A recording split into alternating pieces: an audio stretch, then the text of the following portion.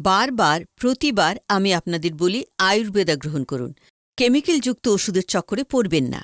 এটা ফল তো তাড়াতাড়ি দেয়, কিন্তু এর প্রভাব পড়ে কখনো ঠিক না হওয়ার মতো সমস্যার।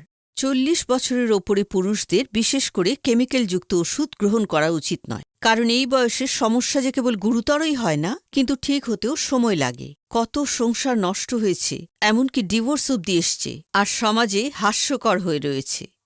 আয়ুর্বেদে পুরুষদের সমস্যার জন্য বলা হয় এটা পিত্তদোষের জন্য হয়। যখন আমাদের শরীরে গরম বেশি হয়ে যায়, আয়ুর্বেদে এটাকে আগুন বলে, যা বেশি পরিমাণে হয়। তখন পুরুষদের সেই সব অংশের সঙ্গে যুক্ত টিস্যু সেগুলো ক্ষতিগ্রস্ত হয়। বয়সের সঙ্গে সঙ্গে এই সমস্যা আরও বেড়ে যায়। অনেক সময় বায়ুদোষের জন্যও পুরুষদের সেই সময় অনেক বেশি ব্যথা হওয়া, ইন্টারেস্টে ঘাটতি, জরুরি হরমোন কমে যাওয়া, এর শেপে গণ্ডগোলের সমস্যা হতে পারে।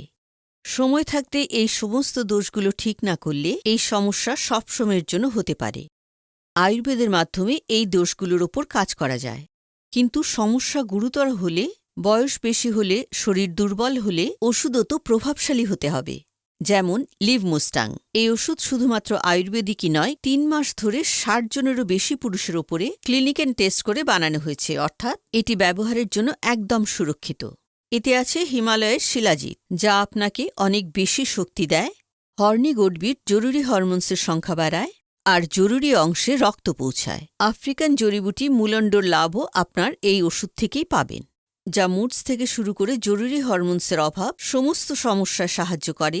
বায়ু পিত্তদোষের জন্য যে কেউ এই ওষুধ নিতে পারেন। একটা বয়সের পরে আমাদের শরীরের শক্তি কমে যায়, ক্লান্তি বেশি হতে থাকে।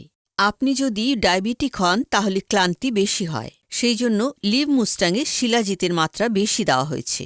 বিশ্বাস করুন, শিলাজিৎ আপনাকে ক্লান্ত হতে দেবে না, আর দুর্বলতার মতো সমস্যাও সাহায্য করবে, যাতে বিনা কোনো সমস্যায় যৌবনের উদ্দীপনা অনুভব করতে পারেন। স্ক্রিনে দেওয়া নম্বরে যোগাযোগ করুন আর নিজের পার্টনারের সঙ্গে সম্পর্ককে আবার মজবুত করুন। শাশুড়ির খোঁটা খাওয়া তো অভ্যেস হয়ে গেছিল, কিন্তু এখন তো আশেপাশের লোক সুনীলকে এ সমস্ত কথা কি বলবো, কি জানি, বাড়িতে এসেই শুয়ে পড়ত, যেমন শরীরে কোনো শক্তিই নেই। কথা বলা তো দূর, সে সম্পর্কে ভাবাও পাপ।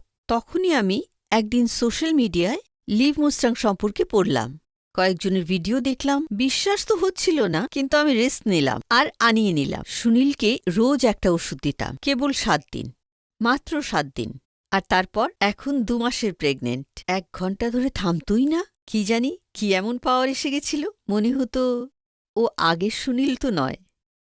Thanks to লিভমুস্টাং।